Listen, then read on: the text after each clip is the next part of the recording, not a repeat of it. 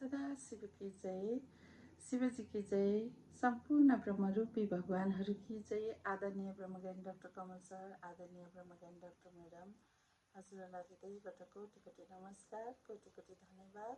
लेखिका शोभा ब्रह्मज्ञानी लगायत सम्पूर्ण ब्रह्मज्ञानी साथीहरूलाई हृदयबाट धन्यवाद। सदा शिव की जय। आज म शिवजीको वर्णन कविता गाउन चाहँदैछु। भुल गल्ती भए माफ गरिदिनुहोला। सदा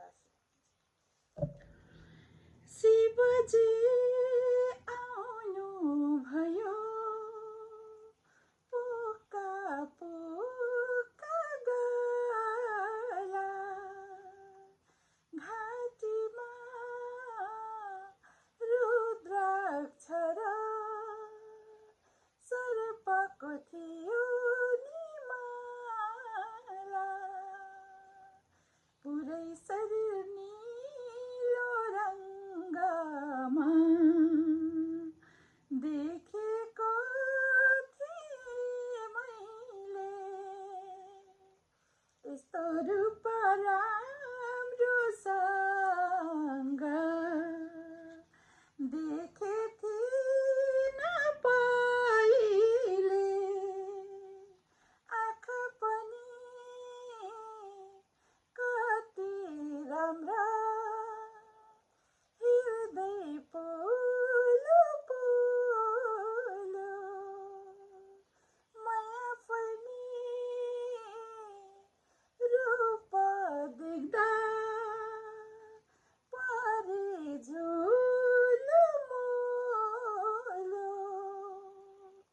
कानमा चिप्टो मोटो कुण्डल सजाएर,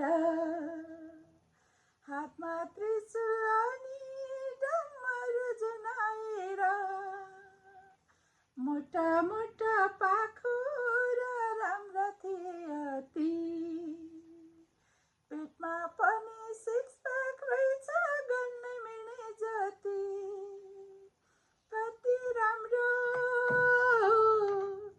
गुलाबी ओठ सजिएको कस्तो, मुस्का हाँस्दाखेरि लट्ठा पार्ने जस्तो, हातमा रुद्राक्षको थियो कंगन पनि, कसिलो शरीर कति साह्रै राम्रो हो नि, जटामाथि चन्द्रमा क्यारी अडिएको, चन्द्रमाको भित्र पनि झलमलै भरिएको, चन्द्रमाको साइज पनि कति राम्रो मिलेको छ, टाढाबाट हेर्दाखेरि मैले टलक्का भरि झैँ बुट्टा, कपालको जुरो पनि घुमाउरो, क्यारी मिलाएको, फुल अनि रुद्राक्षले ठ्याक्कै क्यारी सजिएको, गजलु राम्रा आँखा झुके झैँ मोहनी लगाउने, ती आँखाको वर्णन गर्न किन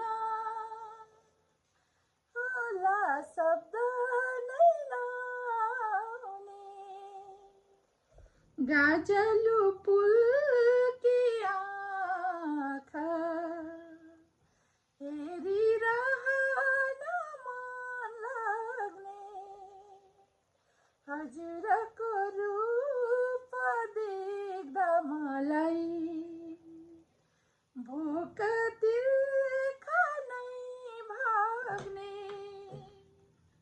नक पनि चुचो राम्रो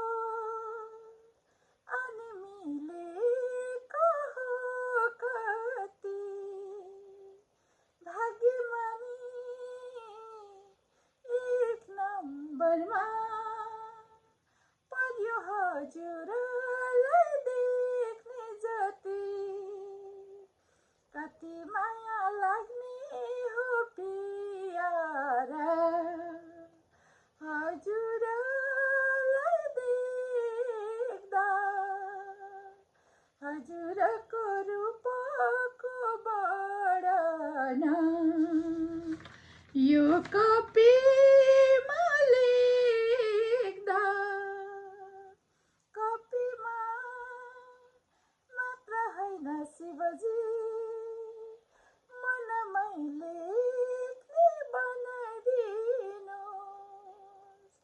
हजुरको अमृत ब्रह्म ज्ञान मेरो शिरबाट खनाइदिनुहोस् हजुरको पूर्ण वर्णन गर्न सकिन मैले